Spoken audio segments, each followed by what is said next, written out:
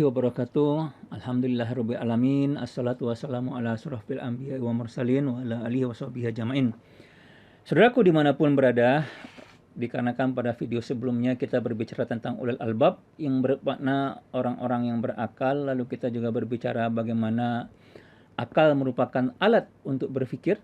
Saya tertarik untuk melanjutkan kajian tentang akal dan berfikir dalam beberapa seri vlog yang akan saya kasih nama diskursus berfikir. Nah, metodenya agak berbeda dengan video saya yang lain. Karena apa gitu ya? Video yang lain tuh mungkin dalam bentuk metode ceramah, mungkin agak sedikit formal. Kalau ini akan dalam bentuk lecturing, ya. Jadi saya akan mencoba menjelaskan karena topiknya agak core, ya, agak topik inti ya, dan mungkin agak berat seperti itu. Ya, dan ini akan saya bagi dalam beberapa video, ya. Jadi dalam beberapa segmen. Mudah-mudahan ya bermanfaat insyaallah, ya. Nah, karena saya berbicara tentang definisi, mungkin perlu penjelasan yang agak panjang, ya, dan mungkin agak berat untuk memahaminya. Saya meminta para pemirsa untuk bersabar mengikuti video saya ini khusus untuk diskursus akal dan berpikir ini sampai akhir. Baik, ya. Pada video sebelumnya kita memahami dari surat Ali Imran ayat 190-191. Silakan nanti lihat di deskripsi video mana yang saya maksudkan, yaitu tentang makna dari ulul albab dan bagaimana ulul albab menggunakan akal mereka untuk berfikir. Sekarang kita akan dapatkan bahwasanya dengan berfikir berulang-ulang, ya, sampai mereka memahami hakikat penciptaan alam semesta, bahkan hakikat tentang manusia dan kehidupan, ya. Nah, ya, dengan memahami hakikat tersebut itu memperlihatkan bagaimana kekuatan dari berfikir, ya. Itu adalah contoh dari kekuatan berfikir, bahwasanya dengan berfikir berulang-ulang, ya, kita akan menguatkan pemikiran kita terhadap subjek yang difikirkan, ya. Kalau kita mengarahkan pemikiran kita kepada penciptaan Allah, ya, yang diciptakan oleh Allah Subhanahu wa taala, contohnya tentang alam semesta. Bagaimana alam semesta yang begitu luasnya, ya, bagaimana terstrukturnya alam semesta ini begitu kompleksnya. Kalau kita perhatikan secara mendalam dan cermat bahwa alam semesta ini begitu luar biasanya, begitu luasnya, maka akan sampai kepada kesimpulan bahwa Allah Subhanahu wa taala, zat yang menciptakan alam semesta ini adalah zat yang maha perkasa. Nah, kesimpulan ini akan membawa perasaan kita tunduk dan takjub kepada Allah taala.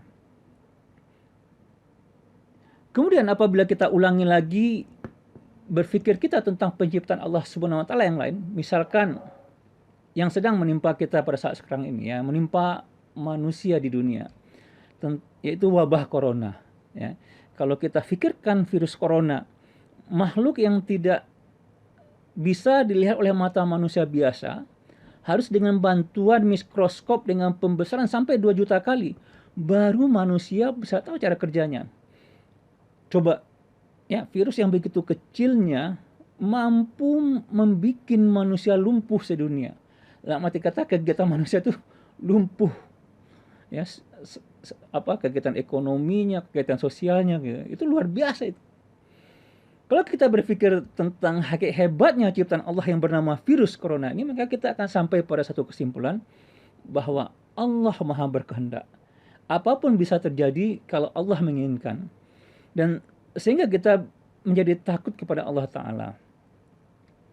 Nah, kalau kita simpulkan gitu ya, dengan pemikiran kita yang pertama, dengan pemikiran kita yang kedua, yang pertama kita takjub, yang kedua sekarang kita takut, ya, takut kepada Allah. Dan ini akan menambah keimanan kita tentang kebesaran Allah Ta'ala. Lalu kalau kita coba mengarahkan pemikiran kita kepada kehidupan ini, ya, kita akan mendapati bahwa kehidupan di muka bumi ini adalah kehidupan yang sementara. Kita akan mendapatkan kesimpulan bahwa kehidupan yang sementara ini pasti ada tujuannya.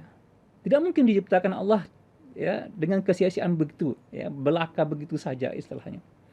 Nah, kalau kita berpikir secara terus-menerus, mencari terus, ya. Nah, ini yang berpikir ya, secara mendalam dan cemerlang, kita akan sampai kepada kesimpulan apa itu tujuan penciptaan. Bahkan kita sampai bisa membuktikan mana yang merupakan Rasul Allah, utusan Allah untuk menyampaikan firman-firmannya. Karena tidak mungkin, ya, kalau kita berpikir dengan cemerlang, tidak mungkin, ya, adanya penciptaan, Allah tidak memberikan perintahnya atau petunjuknya bagaimana kita menjalani kehidupan kita ini. Nah, itulah contoh kekuatan akal yang diperlihatkan dalam surat Ali Imran ayat 190 dan 191 tersebut. Pada kesempatan yang lalu, kita juga sudah mendiskusikan bagaimana ketika akal tersebut tidak digunakan untuk memahami ayat-ayat Allah Ta'ala, ya, bisa menyebabkan seseorang menjadi isi neraka. Ya, bagaimana penyesalan mereka ketika dulu di dunia tidak menggunakan akalnya untuk berpikir ketika mereka dicampakkan ke dalam neraka sair. Nah, kesimpulan besarnya, ya, dari ceramah yang lalu itu adalah apabila manusia menggunakan akalnya dengan benar atau berpikir dengan benar, dia pasti akan sampai kepada kebenaran Islam. Nah, itulah yang telah dibuktikan oleh jutaan manusia dari yang tercatat dalam sejarah, semisal Nabi Ibrahim alaihissalam, dan mungkin dari cerita-cerita saudara-saudara kita para mu'alaf, ya, yang ada proses pencarian bagi mereka untuk masuk ke dalam Islam. Nah, itulah contoh penggunaan akal yang benar. Ya, tetapi juga kita bisa melihat ketika akal tidak digunakan dengan benar, tidak berpikir dengan benar tentang hakikat penciptaan kehidupan ini, akan membuat manusia tersesat, ya, di dalam mencari kebenaran. Ya. Nah, salah satu kemungkinan seseorang itu tersesat adalah karena tidak paham. Tidak paham karena tidak berpikir dengan benar. Tidak berpikir dengan benar. Nah, ini yang jadi permasalahan pada kebanyakan kita pada saat sekarang ini. Nah, untuk bisa kita berpikir dengan benar, kita harus memahami apa itu hakikat berpikir. Nah, untuk memahami hakikat berpikir, maka kita harus memahami hakikat akal, ya. Karena akal itu adalah untuk berpikir. Oke, nah sekarang kita masuk kepada definisi tentang akal. Saudara-saudaraku yang dimuliakan oleh Allah Ta'ala dimanapun engkau berada, akal itu tidak bisa didefinisikan hanya otak saja. Nih, kita punya otak. Kenapa? Karena binatang juga punya otak, tapi mereka tidak berpikir. Nah, tentang definisi akal ini, ya, telah didefinisikan oleh Syekh Taqiyuddin An-Nabhani, ya, bisa dilihat dalam buku beliau At-Tafkir. Beliau mendefinisikan tentang apa yang disebut dengan berpikir dengan cemerlang, ya, atau ya, bahwa untuk berpikir itu memerlukan 4 komponen, ya. Yang pertama itu adalah adanya otak yang sehat, yang kedua adanya realitas atau fakta, yang ketiga adanya sensasi atau penginderaan, ya, dan yang keempat adanya maklumat atau informasi sebelumnya yang berhubungan dengan fakta. Nah, 4 komponen inilah yang membentuk hakikat tentang akal. Karena dengan adanya keempat komponen ini, maka terjadilah proses berpikir atau yang kita sebut dengan berpikir secara rasional, ya. Jadi kalau kita mempunyai 4 komponen tadi, ya, lengkap kita gunakan, ya, dari mulai adanya fakta, kita indera fakta, ya, kita pindahkan penginderaan tersebut sensasinya ke otak, kita ikatkan dengan informasi terdahulu, maka ini disebut dengan berpikir secara rasional, ya. Atau kita bisa katakan bahwasanya metode rasional itu adalah pendekatan khusus dalam belajar yang digunakan untuk mendapatkan pengetahuan dari realitas dari benda yang dipelajari dengan memindahkan sensasi dari realita, dari objek yang kita indera, ya, dengan panca indera kita ke otak, ya, ke otak kita, lalu kita ikatkan dengan informasi yang kita punyai sehingga realitas itu bisa kita mengerti, ya. Sehingga otak bisa memberikan judgment atau penghukuman pada realita yang sedang kita teliti. Nah, metode rasional ini apabila dilakukan dengan benar, lengkap dengan komponennya yang tersedia, akan memberikan kesimpulan yang boleh kita katakan mendekati kepada hakikat kebenaran. Yang paling mendekati kepada kebenaran. Nah, kalau kita perhatikan dalam Al-Quran, Allah menyuruh manusia berpikir secara rasional ini. Ya, terutama ketika ada perintah untuk berpikir. Nah, ya ini yang harus kita pahami. Banyak ayat-ayat dalam Al-Quran yang memerintahkan manusia untuk mengarahkan perhatiannya kepada objek-objek yang dapat diindra oleh manusia dengan panca inderanya. Contoh, dalam surat Al-Ghasyiyah ya, ayat 17, 18, 19, ya ini paling sering kita dengar.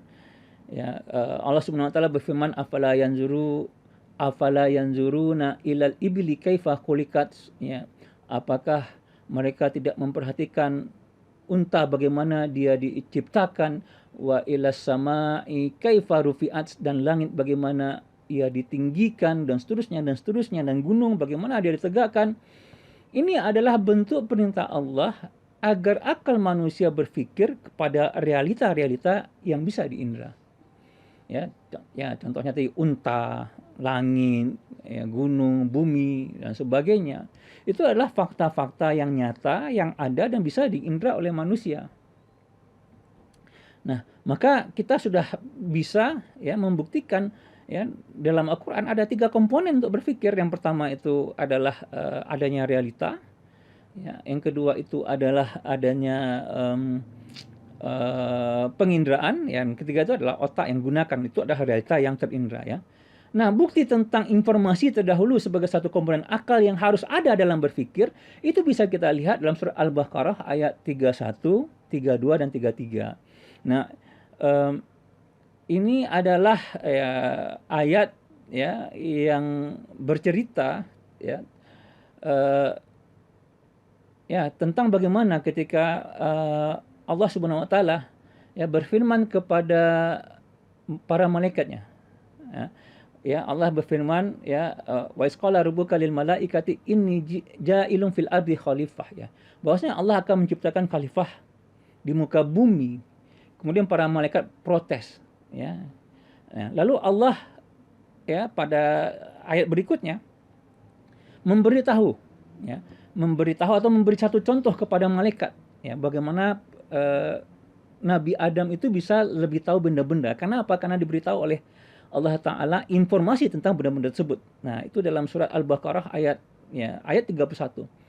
Ya, Allah Subhanahu wa taala berfirman, a'udzubillahi minasyaitonir rajim, wa 'allama adama asma'a kullaha wa 'allama adamal asma'a kullaha. Dan dia Allah mengajarkan kepada Adam nama-nama benda-benda secara keseluruhan. Tsumma aradahum 'alal malaikah. Kemudian Allah mengemukakannya, memperlihatkannya kepada para malaikat. Ya, lalu faqala ambiuni bi asma'i haula'i, ya.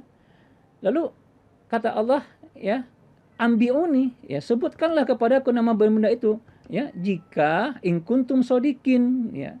Jika kalian itu memang orang-orang yang benar. Nah, lalu para malaikat menjawab, saudara-saudaraku, apa yang mereka jawab?